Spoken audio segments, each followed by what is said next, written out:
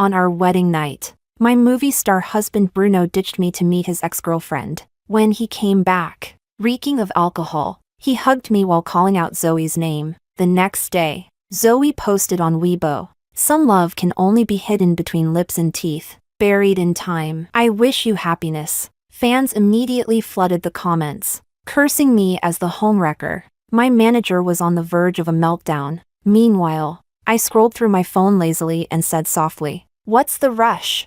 Just leak their bed photos from last night. Say that I, the legitimate wife, caught them red-handed. Remember, blur the pictures. But make sure Bruno's watch on his wrist is still recognizable." Chapter 1. The photos went online for just 10 minutes before Weibo's servers crashed. Hashtag Bruno cheats on wedding night. Hashtag Zoe the homewrecker. Hashtag Selena catches them in the act. 3 hashtags instantly shot to the top of trending. My agent Roxana's phone nearly exploded. She pressed the receiver to her ear. Pale as a sheet. "Selena, Bruno's team, and his mother, they're all calling." I nodded lightly, gesturing for her to go on. "They want you to post a clarification right away. Say the photos were from a drama shoot, or a friendly gathering after too many drinks. A misunderstanding of camera angles." I chuckled. Clarify? And why would I do that? I am Bruno's lawful wife. On my wedding night, my husband abandoned me to sneak off with his ex, and I should help cover for their little tryst. Roxana, do I look like some brainless saint? Before she could reply, the door slammed open. Bruno barged in, eyes bloodshot, reeking of alcohol. His fist clenched so tight the veins on his hand bulged. "Selena, are you insane? Do you even realize what you've done?" He hurled his phone onto the coffee table. On the screen, my Weibo post. "Why would you do this? Zoe's innocent. She was just upset. I went to drink with her. That's all. Nothing happened between us." I lifted my gaze, calm and sharp. "Nothing happened? Then why was she wearing your shirt?" "Nothing happened? Then why did you hold me all night while whispering her name?" His face flushed red, like someone had cut off his air. He hadn't expected me to have heard every word. "I was drunk," he roared. "It was just a mistake, one any man could make. Do you have to blow it up like this? Ruin my career? Ruin Zoe? I never thought you were this vicious." I rose and stepped close to him. "Bruno, what you ruined was our marriage, yourself, and your precious Zoe. Vicious? Compared to the two of you, I'm practically merciful. And let me correct you. Not all men make this mistake. Only the ones who can't keep it in their pants. Don't drag the rest of mankind down with you." He trembled with rage, hand raised to strike. I didn't flinch. I just stared him down coldly. "Go ahead. Hit me. Tomorrow's top headline will be Best Actor Bruno Commits Domestic Violence. I guarantee it'll outshine your cheating scandal." His hand froze midair, then fell limply to his side. The phone rang again. This time, it was Monica, Bruno's mother, the chairwoman of Huayu Media. Her voice came through the line, lofty and commanding. "Selena, delete that post at once, then hold a press conference to apologize. Say it was all a misunderstanding. Our family name will not be dragged through the mud by you." I leaned back against the sofa,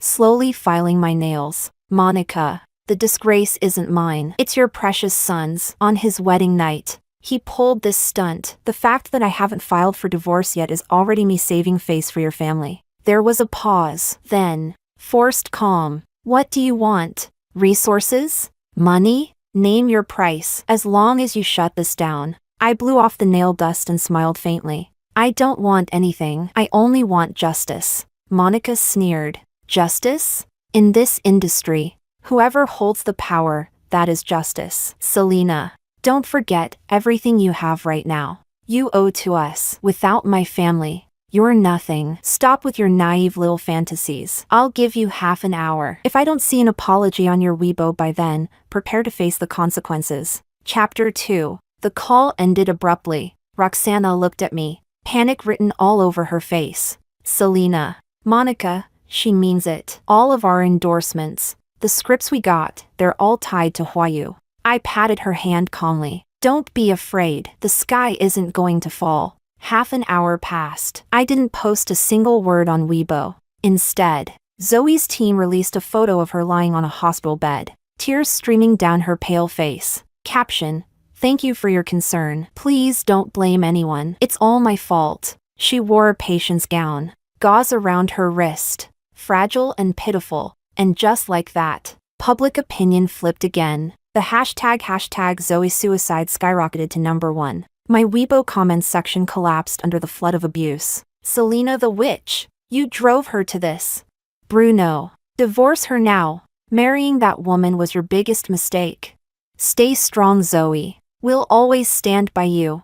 Bruno called again, his voice choked with anger and tears. Selena, Zoe tried to kill herself. If anything happens to her, I swear I'll never forgive you. Are you happy now? Are you proud of yourself? I listened quietly, waiting until his rage burned itself out. Then I spoke, soft and steady. Bruno, do you really think the entire world should revolve around you two star-crossed lovers? She cries, it must mean I bullied her. She goes to the hospital, it must mean I forced her. And me? I'm the lawful wife you both humiliated, and I deserve to be slandered and spat on?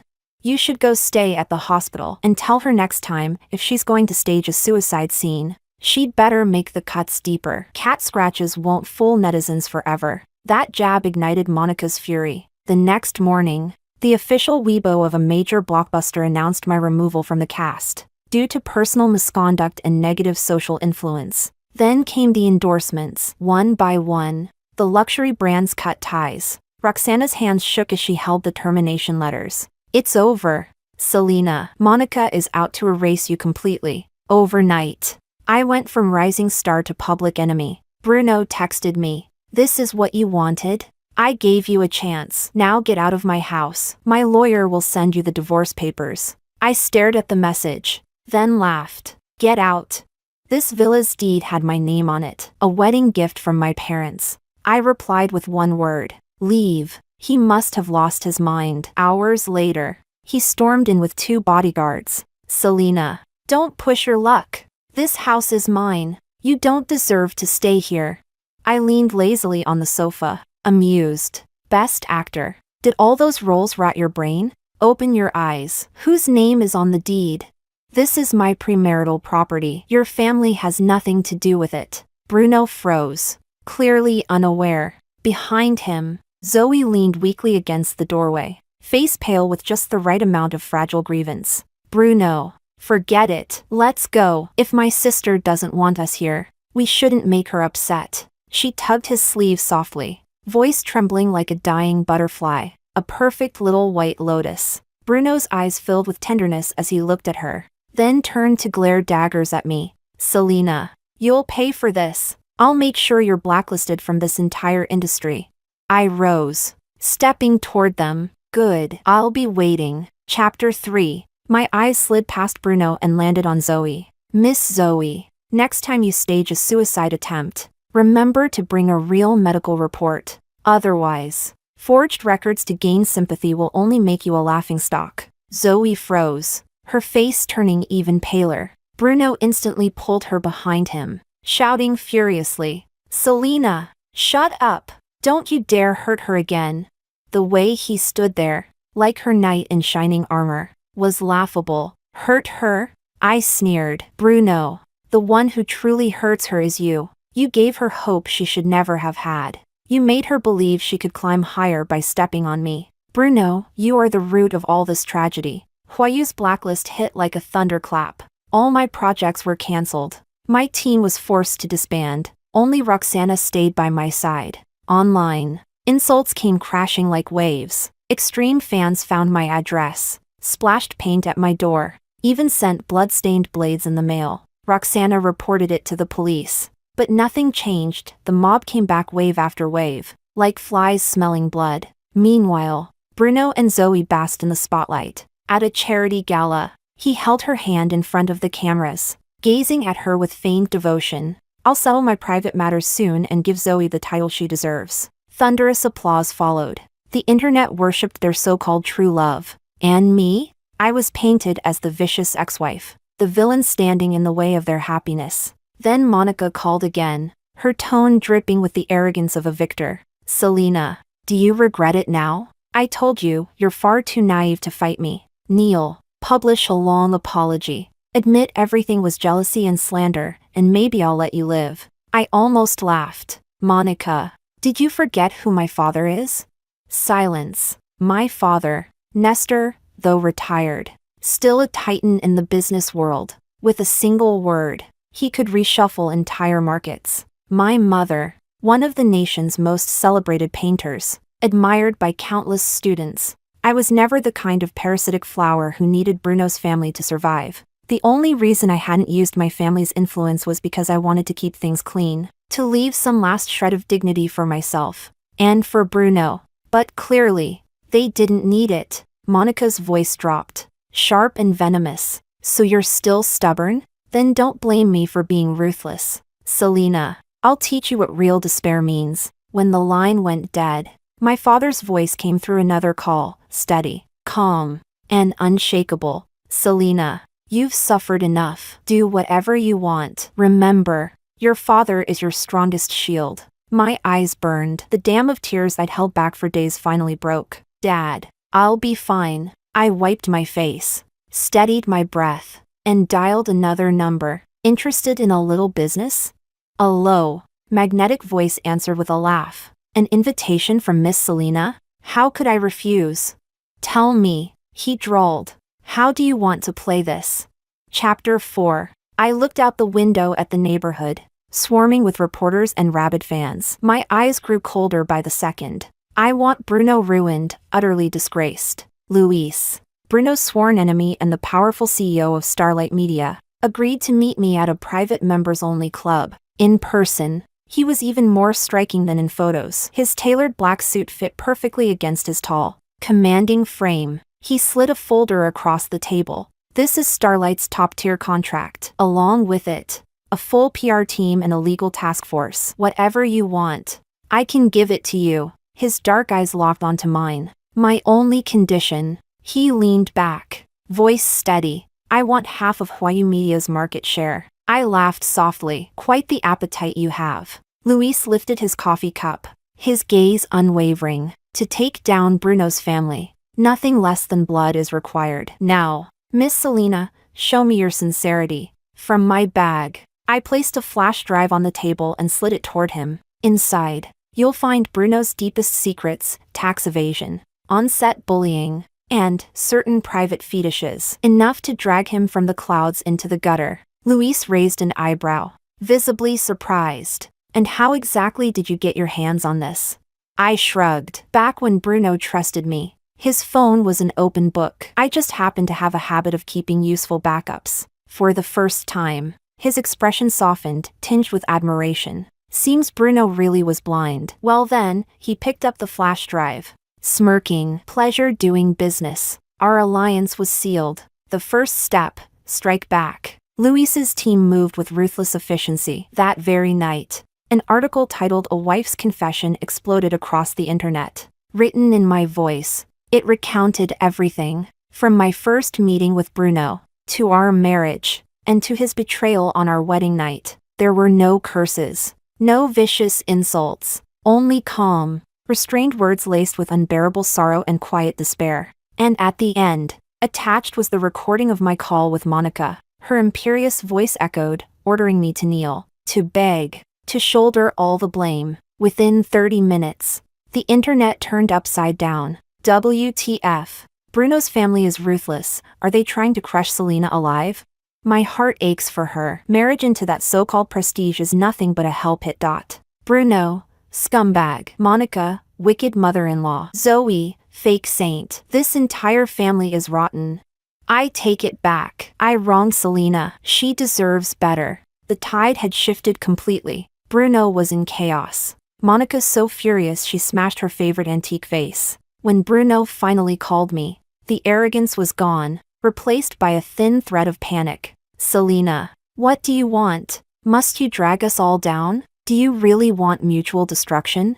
The fish may die, I answered coldly, but the net will remain intact. Bruno, this is only the beginning. Huayu's PR team scrambled to claim the recording was fabricated, but Luis's people were already 10 steps ahead. They released an independent forensic report verifying its authenticity. Bruno was left defenseless. And then, piece by piece, the contents of that flash drive began to surface. Chapter 5. First came the evidence of Bruno's tax evasion. The tax authorities immediately launched an investigation. Once confirmed, he would not only have to pay back an astronomical sum in back taxes and penalties, but he also faced the very real prospect of prison time. Overnight, his entire commercial value evaporated. Then came the video of him bullying rookies on set. In the footage, Bruno was caught cursing a young actor mercilessly, even shoving him in front of the crew. The arrogant, domineering man in the video was a far cry from the refined gentleman image he had carefully crafted as the nation's best actor.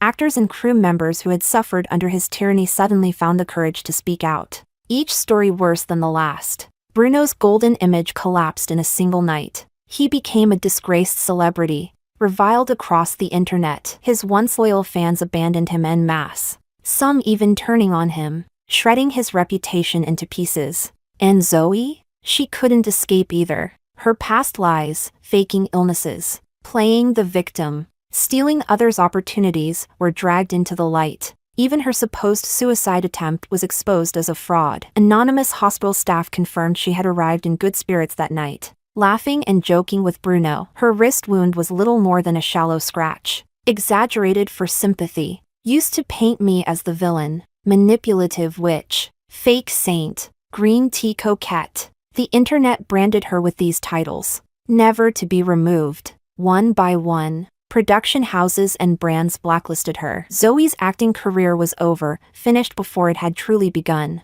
Bruno's empire crumbled. His family's media company saw its stock price plummet, hitting consecutive daily limits down. Investors dumped shares like wildfire, and panic spread through the boardroom. Monica was in shambles, no longer the arrogant matriarch who once looked down at me from her gilded throne. In desperation, she tried reaching out to my father, begging for mercy, but my father shut the door in her face. The business world is a battlefield. There is no pity for losers, only victory or destruction. Meanwhile, Luis's Starlight Media struck hard and fast, seizing market share from Huayu at lightning speed. Profits soared. Everything was unfolding precisely as I had planned. And then came the final straw, the one that broke the camel's back. Luis's team released one last video. The scene? My wedding suite. The time? My wedding night. The video showed Zoe, wearing Bruno's shirt, perched at the edge of the bed, eyes brimming with tears. Bruno, are you really going to be with her? You know you love me. Bruno sat beside her, face twisted in torment. Zoe, just give me a little more time. I only married her to appease my mother. Once I secure the inheritance, I'll divorce her and marry you. Zoe leaned against him, voice trembling with tears. But I can't wait any longer. Seeing you with her, it tears me apart. What do you want me to do? Bruno asked, hesitant. Zoe lifted her gaze, her eyes flashing with cunning. Let's stage a misunderstanding. Make her think something happened between us. She's too proud to accept such humiliation. She'll make a scene, and when your mother is thoroughly disappointed in her, we can finally be together. Bruno hesitated for only a moment, then nodded. Fine, whatever you say. The video cut to black. And just like that, the truth was out. From the very beginning, everything had been nothing more than a carefully orchestrated scheme. Chapter 6. The so-called wedding night affair. The so-called star-crossed lovers. It had all been a staged performance, designed to drive me into filing for divorce. I was the fool kept in the dark, the most innocent sacrifice in their carefully plotted scheme. The internet exploded. Outraged netizens were ready to tear Bruno and Zoe limb from limb. What the hell? My worldview is shattered. How can people be this disgusting? All this just to climb the social ladder? The lowest of the low. Selena's too pitiful, calculated against on her wedding night. This is beyond cruel. Bruno, get out of the industry. Zoe too.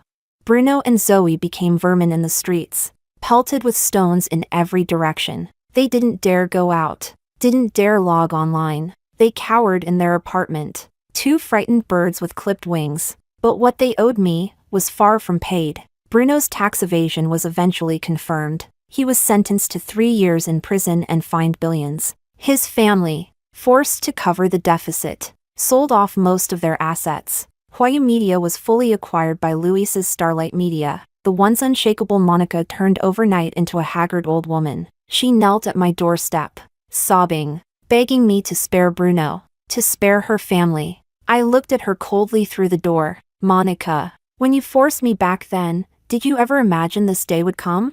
Heaven's justice always comes full circle. You reap what you sow. I ordered security to escort her away. As for Zoe, her ending was even more tragic. After being blacklisted, she lost every source of income. To survive, she sang in dim little bars until someone she had once offended recognized her and humiliated her on stage. Later, I heard she fell into debt with loan sharks. They broke her legs, and she vanished into the abyss of the crowd. And I, with Luis's backing, my career soared to dazzling heights. I starred in a film directed by an internationally renowned auteur. My performance won me the Best Actress award at Cannes. At the ceremony, I wore a stunning red gown, standing radiant beneath the world's spotlight. Luis sat below the stage, his eyes full of tenderness and open admiration. My divorce with Bruno went through smoothly. He left with nothing. I reclaimed everything that was mine. The day we signed the papers, his gaze was complicated. Selena. I regret it. I smiled. Too bad. There are no regret pills in this world. Bruno, may prison reform you into a better man. I turned and walked away, without a shred of hesitation. I visited him once in prison. He wore the dull uniform, his head shaved, his spirit hollow. No trace remained of the polished best actor he once was. Behind the glass, his bloodshot eyes locked on me. His voice rasped. Broken. Why? Selena. You once loved me, didn't you? How can you be this cruel? I looked at him calmly. Yes, I once loved you. I loved the Bruno who explained scripts with patience, who handed me medicine quietly when I was sick, who clumsily comforted me when I cried on set. But that Bruno died. He died on our wedding night. When you and Zoe plotted against me, what's left is nothing but a selfish, weak, and foolish stranger. And tell me, why should I pity a stranger? Bruno's body shook violently. He buried his face in his hands, sobbing like a wounded beast. I watched him quietly for a moment, then stood.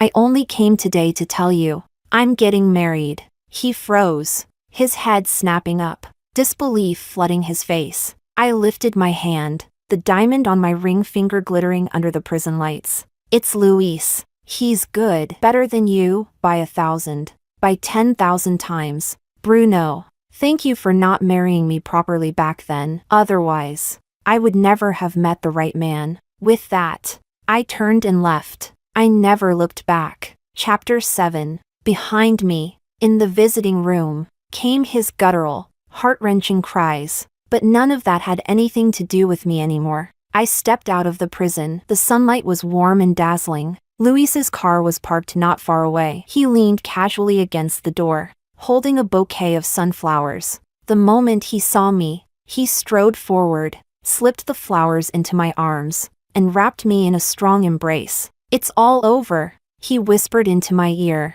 I hugged him back, pressing my face against his warm chest, and nodded.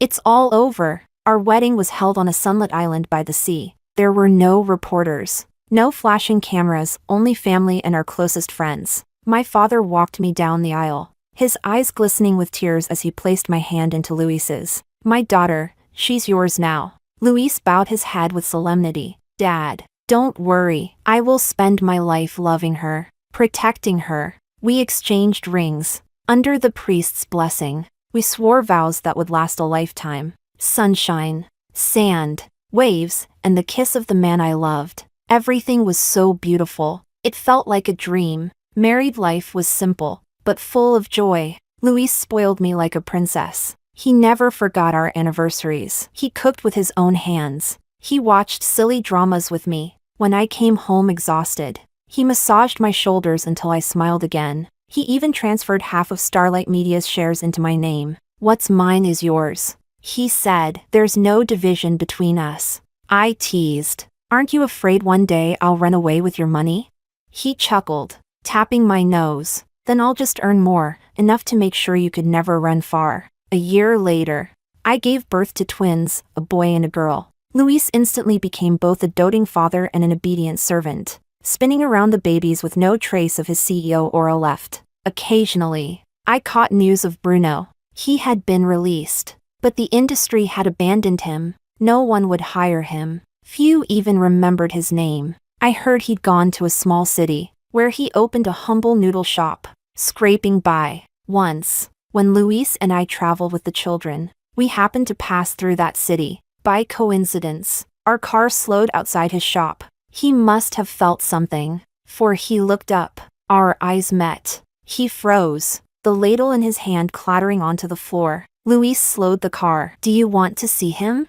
Behind us, our children's laughter rang bright as bells, fighting over a piece of cake. That was my world now, new, radiant, warm. I shook my head. No, just passing by. The car picked up speed again, merging into traffic. But 5 minutes later, I changed my mind. Stop the car. Luis pulled over smoothly. He unbuckled, looking at me. I'll go with you. No need. I opened the door. Stay with the kids. I'll be back soon. Chapter 8. I walked alone, against the flow of people, back down that street. The noodle shop was small, the tables were greasy, and the walls were lined with yellowing menus. Behind the curtain of the kitchen, Bruno stood in a faded t-shirt, bent over a pot, cooking noodles for a customer. He had gained weight, looked haggard, wrinkles carved deep lines around his eyes, and his back had a faint stoop. I found a corner seat. He came out carrying a bowl of noodles, and the moment he saw me,